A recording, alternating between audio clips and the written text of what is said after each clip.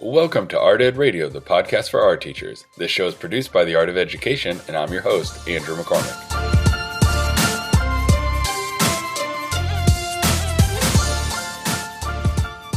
One of the frustrations we as art teachers have in the classroom is pacing.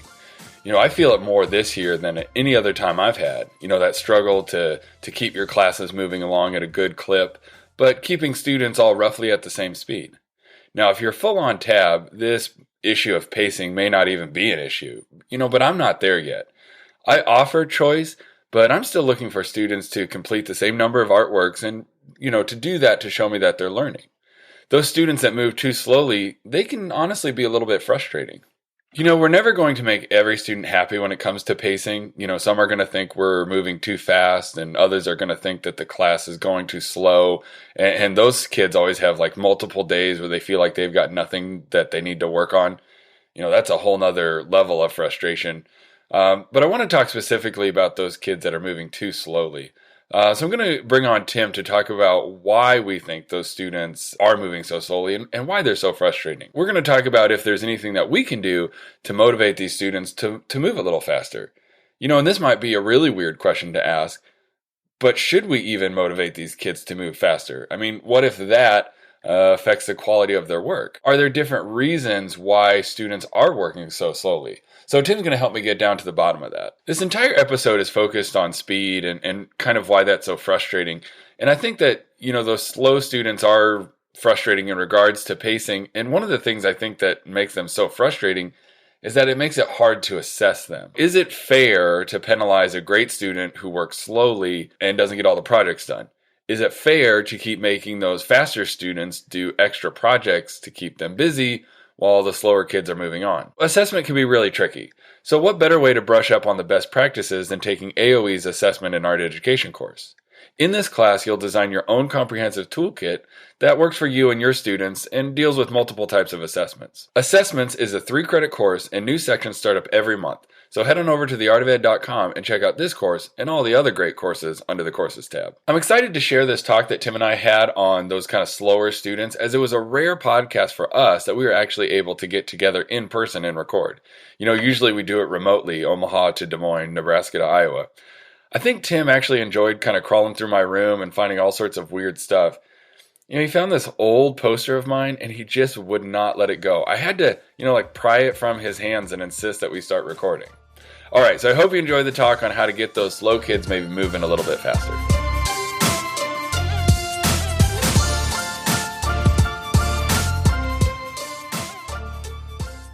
All right, so joining me today is Tim Bogatz. How you doing, man? I am doing great. I'm excited to talk to you about the kids that annoy me a whole bunch. You don't have any of those, right? You're just such an easygoing guy. You love everybody. Yeah, something like that. Yeah. So to be serious, I know that one of the toughest things for art teachers out there are those kids, and we all have them, that just, they never seem to finish a project, or they just take months and months and months, or maybe they never even get finished. So let's talk about those kids. Why do we find them so annoying? Man, for me, it's because as a teacher, I've got stuff to do, man. There's so many things that you want to teach kids. There's so many cool things that you want to share with them. So many opportunities that you want to give them and you want to see them participate in, things you want them to learn, and they just can't get to any of them because they're so slow at what they're doing.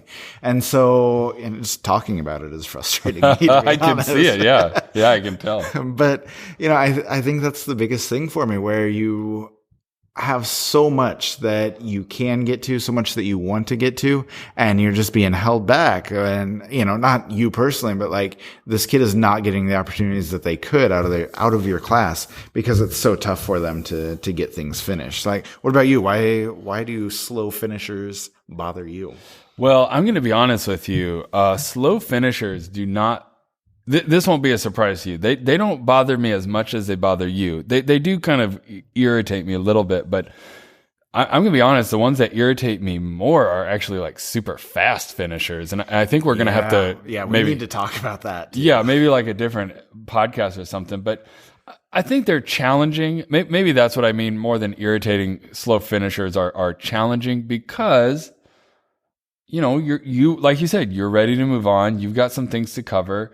And I have flexible deadlines. So like, I'm fine. Like, there's no penalty for you taking a little bit longer.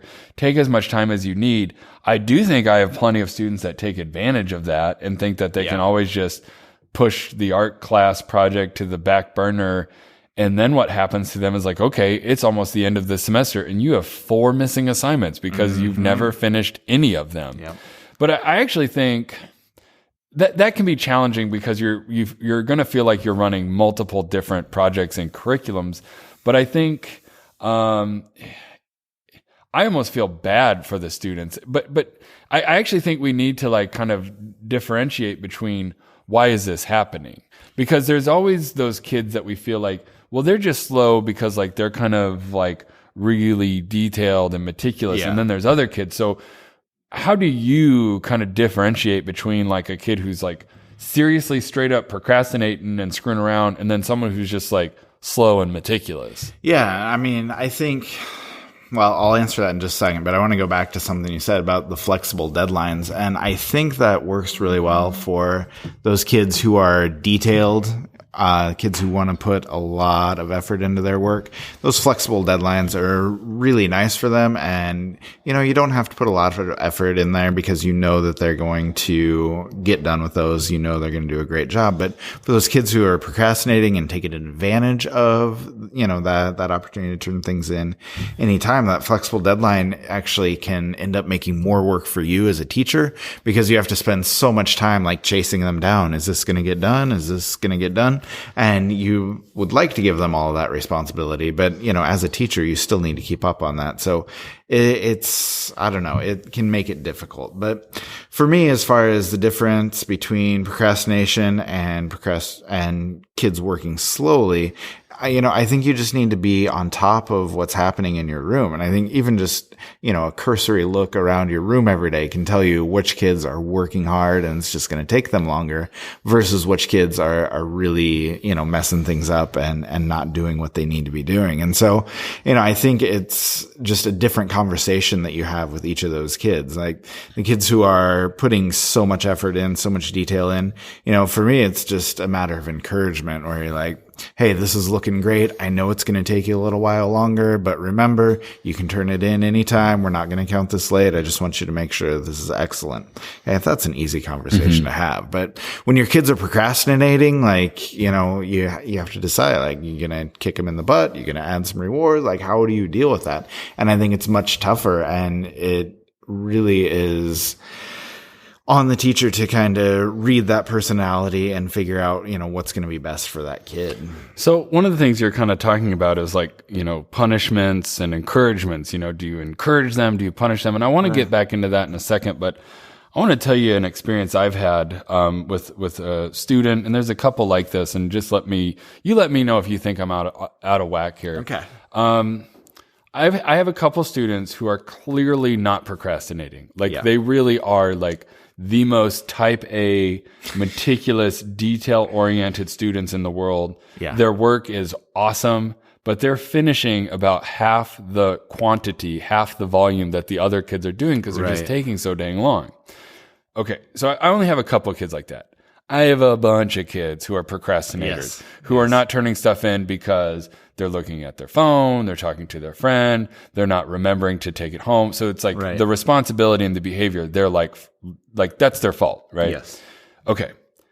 The kids who I know are screwing around and procrastinating, I have no problem giving them like what in Infinite Campus we call an M. So like a 0. So their grade looks really, really bad. Yeah. Mom and dad get up in arms. Study hall teacher gets up in arms. The kid's all upset because now they have an F. Well, fix it. Like that's your problem. The kid who is actually working their butt off and just super slow, I'm actually like taking some of their assignments and I'll say, you don't have to do this one because you're showing me on the project that is late, the one before this one that everyone else is doing, you're achieving at such a high level. I don't even want you to worry about this new one. I just want you to finish that old one. Now that's some real differentiation. One kid might get done 10 projects. One might get 5 or 6. Am I out of whack here, or do you think that's like fair? No, I think it is fair. It's something that I always did in the classroom. And I think, differentiation is the right word for it because, I would rather have some really high quality work than, have kids rushing to get one done so they can rush to get the next one done and just have this backup of projects that they're rushing through. I would rather have them be proud of their work, put the effort they need in to make it excellent. And I have no problem excusing them from future projects if you know that they're spending their time well. Mm-hmm. So no, and there may be a lot of people that disagree with us on that, but I think you and I are on the same page. But then doesn't that seem like you're trying to punish then the kids that you think are procrastinating by like, oh, I'm going to hold you accountable and you're going to do all 10 projects come hell or high water? Or is that okay because they need that? Yeah, I am punishing those kids. Like I'm, I have no problem saying that. No, I don't want to do grades as punishment, but the point is like kids need to be held accountable. Like kids who are working really hard, like what do they need to be held accountable for? Like, if you can answer that for me, then sure, maybe I'll listen to you about why I need to grade them down. But, I think amongst other, behaviors, you need to deal with like whether or not kids can turn in work. And so I think as a teacher, you're negligent if you're just saying, if you're vindictive with your grading, like, oh, that kid was just on their phone on Monday and with their friends Tuesday and Wednesday and then doing nothing on Thursday, they get a 0. Like, man, you need to talk to the kid. You need to call home. Mm-hmm. Like you need to put effort in to getting that kid to work and not just sit behind your computer and go 0, 0, 0, 0. Like you need to make an effort to get them going. And so I guess I say flippantly, I am punishing those kids, but it's more about holding them accountable. Right. And the grade should be the last resort on that. Like it's not the first thing that you do to try and solve that problem. Well, and I think we're both in agreement that grades that, as art teachers, no one likes grading. No one likes giving out grades. It seems arbitrary, but grades should never be sort of a punitive or like a reward sort of system, that it should be just a neutral, here's what you know, here's what you can do. So I want to ask you this, and I know this isn't necessarily a podcast episode about grading, but this has come up in some of the AOE classes I've been teaching, the idea of giving students daily or weekly sort of participation grades based on really, let's be honest, behavior and focus. And my stance has been, because I used to do that, and I stopped doing it a while ago because I felt like the students that were habitually getting bad grades on their daily or weekly sort of behavior, you were a good boy or girl sort of grades, also then were making crappy artwork. And the reason that they were making crappy artwork that didn't show me they had learned much was because they were not focused. Yes. So I felt like even in like legalese, I was putting them in double jeopardy. Yes. I was punishing them twice for basically the same offense. Exactly what I was going to say. Okay. And I actually wrote an article about this. I believe it was titled, "Can We Please Stop with the Participation Grades?" And, like you said, you're punishing kids a couple times for the same thing. And for me, it just comes down to this, like the kids who are receiving high scores for participation don't need those points. Right. And the kids who are losing those points cannot afford to lose those points. Yeah. And it's really just so redundant. Now, there are some exceptions. I know a lot of teachers grade on studio habits and, like effort and, putting things forward. And it's very much about the process, about what they're doing every day. And in that effect, in that space, I can definitely justify that. But otherwise, like you said, you're grading behavior and you're not grading, artwork or knowledge. And so I have a problem with participation grades, and I don't think it's a good motivator for those slow finishers. Well, and I also think it's a crap ton of work for us as teachers to do. You have how many hundreds of kids if you're doing daily or weekly grades?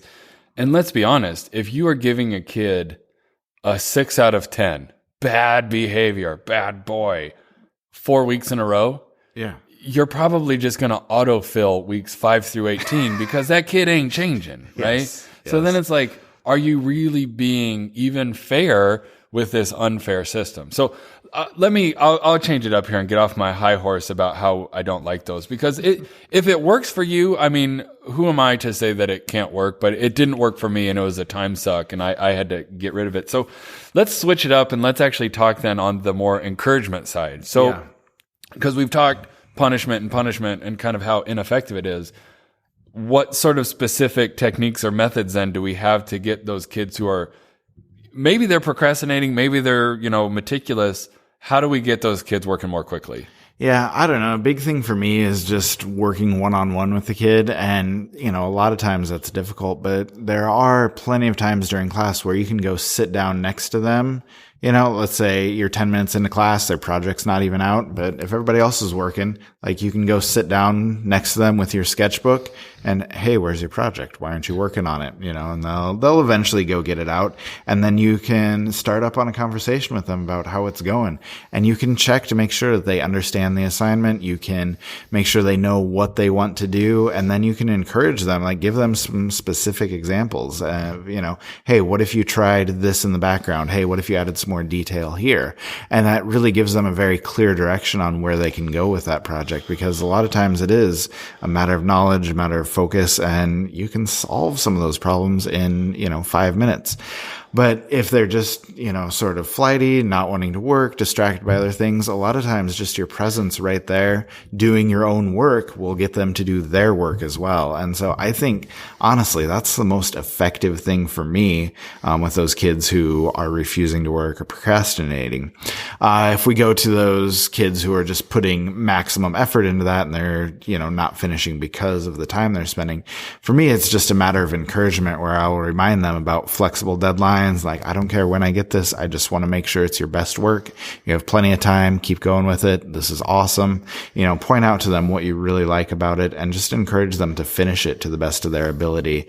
And like you said, I think if you're able to differentiate that and you can accept things, a little bit differently, you're going to get the best work from those kids. So I don't know. What about you? Like, what are your big strategies that help? Well, I think with the procrastinators, we're pretty much on the same line. It's like, just the most simple classroom management strategy, which is proximity. Get close to them. Yes. Let them know that the sort of behavior that's keeping them off task and not completing, that you're not okay with it. To some degree, though, I have softened a little bit because I feel like there's plenty of students who have never learned to play school well. So they're not organized. Yep. Maybe they're not an auditory listener, so they hear something, but it doesn't sink in. So I've been talking to a lot of my students lately about crossing the finish line, because almost all of my students who have missing assignments or getting bad grades and not turning artwork in, they're really darn close. Yeah. It's like, dude, all you had to do was this last little bit and then turn it in. Mm-hmm. So as a teacher, I've learned that I can't assume that they can do it on their own. And I will try to do whatever I can, despite how silly I think it is that I have to literally show you again for the 17th time how to turn this assignment in on our learning management system. I will still do that. And then I want to flip it to the people who are just really, really meticulous. One of the things that I've been trying to model and talk to them about is perfection is super overrated. Come on now, screw perfection. Let's just call it. We don't have to have it be great. At some point, as an artist and as a person who makes things, because no artist has ever thought they were done with their artwork. It's there's always something you could fix. At some point, you just got to say, this is pretty darn good, and I'm going to move on. Now that's something that 2-3 years ago I probably did not subscribe to, because I'm I only ever want your best. But then when I see these kids who are so type A and so meticulous, it's oh man, at some point we got to call good enough and turn it in and move on to the next things. Because there's more to learn than just these 2 or 3 projects that you're stretching on forever and ever and ever. And I will say, I have a couple students in mind. I think some of that message is starting to sink in a little bit. They're not making crappy work. They're still making very good work, but they've kind of learned it's okay to not obsess over every tiny, tiny little detail. So it just takes time, I think. Yeah, when you put it like that, it makes more sense, but I still want their best work. Well, I think we can agree to disagree on that one a little bit. Well, thanks, man. Thanks, Tim. I think we're going to have to do that second episode of those kids who drive me even more nuts, the fast finishers. That sounds good, man. I'm ready for it. All right. We'll talk to you later. Thanks. Yep. It was nice for me to personally hear that my policy on grading versus not grading those quality students that just work a little slower wasn't kind of too off base. I know that Tim and I often discuss this whole process versus product stance. And if we really subscribe to process over product, that process is more important, I think being flexible with how we assess speed and progress is an important thing to think about. Sure, if a student is just messing around, I think it's fair for that accountability to show up in their assessments, whatever that looks like for you. With students that are just working slower, though, maybe they've shown us that they've learned this stuff. So, is it fine to be flexible with them and not make them do the same number of projects that all the other kids are doing? One of the things that teachers love to kind of talk about is the air quotes, real world. Are real artists evaluated throughout history by their speed? I mean, sure, artists, we like our artists to be prolific. We like them to make a lot of work. And sure, there are deadlines out there, and artists have to complete work by a certain time if they're going to have a gallery or a museum show. But oftentimes that work has been made, safe of deadline constraints years in advance. So if our students' work suffers as a result of bowing down to this notion of deadlines and accountability, I think we maybe have an issue that we need to address. Is the trade-off worth it? In the end, I think what we need to do is we need to find a system that works for us and our students. Something that is common sense and fair.